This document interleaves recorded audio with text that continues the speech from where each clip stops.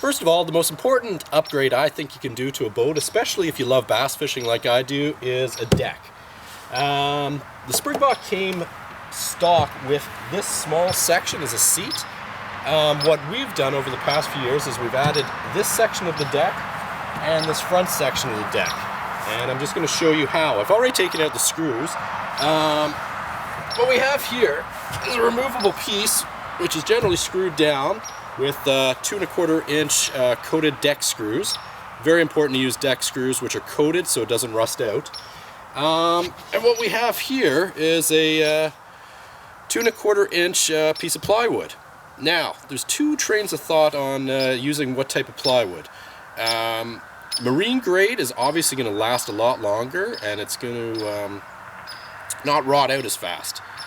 I've used regular deck wood. It's cheaper, it's more economical, and this has lasted a good 15 years so far and we haven't had to replace it. So it's basically it's an option whichever one you want to choose with.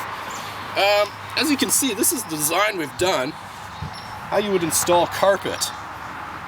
It's very important, marine grade carpet. Don't use any indoor carpet. Go to a specialized dealer, a marina, boating store, and get proper marine grade carpet. It's going to last longer, it's got UV inhibitors in it, and it will repel stains and water. Whenever you're coating it, the deck, it's important to wrap it around at least 2 to 3 inches. As you can see here, what we've done here is use a staple gun to attach it to the plywood.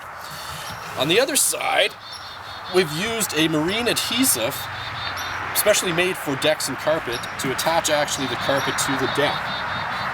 Now, I'm going to show you whether you can see it from that camera point. This is the framework we use. Now this is marine grade, pressure treated, 2 inch by 2 inch framework. Solid as anything. You can see I can stand on this, no problem. You need something extremely, extremely sturdy. You're going to have a lot of weight on here. A lot of times I'll have 2 people fishing up front. Next thing I want to showcase is live wells and how we built some. Now this boat already came with a stock live well on this side. Back in the day when I used to actually fish tournaments, I needed 2 live wells in the boat. And for boats that don't already have one, which many aluminums don't, this is a neat idea how to build one. Now there's 3 trains of thought in building a live well. You can buy a pre-purchased live well, which is basically a built cooler with a built-in live well pump, and that can be attached to anywhere in your deck or built into a compartment. What we ended up doing was, we had an aluminum shop build us this. Extremely heavy duty. As you can see here, we put the pump right into it. And what we did with that was, with our already stocked storage container, we just slide that live well right in there. So we actually got that made to fit our existing storage compartment, which is great. Slides in, I can take it out if I want to. Right now I'm not fishing tournaments anymore. I've still got the one standard stock live well, and I use this for storage now. So it's great to have this removable function. The other idea you can get is just to use a cooler, an everyday container type Rubbermaid cooler, and you can attach a pump to it. So you've got 3 ideas when it comes to building a live well. Great for guys that fish tournaments, you want to keep some fish for the dinner table, or you're big into live release, throw them in there. Let them revive after catching them, take a few snapshots, and away they go. Another upgrade I'd be lost without on the boat is a bow mount electric.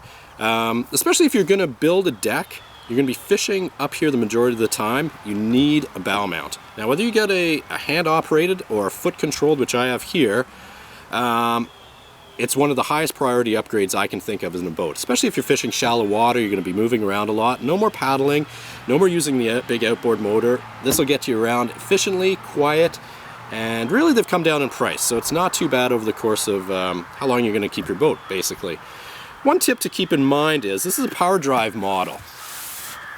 There's also cable operated models. For small aluminums, which we have here, my recommendation is to have a power drive. It's going to take up lots less space, the actual unit, and also the cable system that will attach to power it is a lot less bulky in a power drive. So just one thing to keep in mind. Now what we have here is, make a little bit of room so you can see that, is a bilge pump. Small boat owners, you're prone to get water in your boat. You don't want to be bailing all the time. You don't want to have the risk of sinking, any issues like that. Very easy installation as a bilge pump. So we put this one in the back ourselves. We just ran a hose. You can probably get one of these units for under 50 bucks. Another simple upgrade that we made was actually installing electrical box panel in the back of the boat. This has the built-in fuses in it. It's all the switches that actually run my Livewell on the Bilge. Right back here, I sit right here, so it's easy, close at hand. And it keeps a lot of the wires out of the way. So we run everything actually through the decking, which once you start building your deck, you'll figure out a way to do that. We have all of ours running actually underneath these small deck spaces on the side. So if you've got a small aluminum, a 12-footer or 14-footer, upgrade it this season. Very cost effective, and you'll be surprised at what you can do with a few tools, a couple hours on your hands, and build a great rig like this. So get out there, enjoy it. Hope you have a great season this year. Thanks for reading Ontario Out of Doors magazine.